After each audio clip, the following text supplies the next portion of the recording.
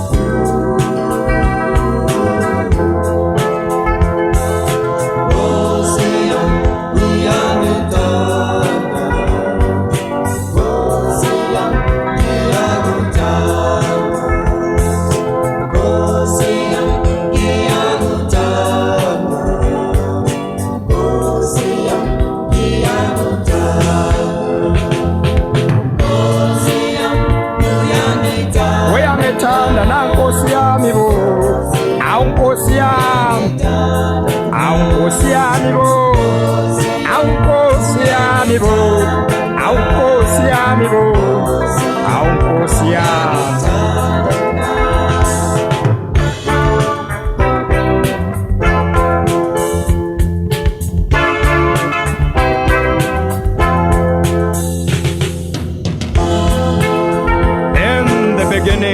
When God felt lonely, God created the heavens and the earth was void and without form.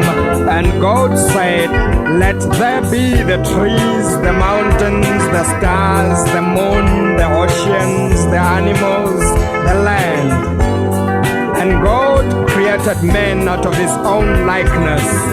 And God said, "Here unto men I give this land for survival." But you see, God also created greedy people who then took the land unto themselves. And we say unto them, "Bachetelele Nkosi, kabagwaza bagwanzayo."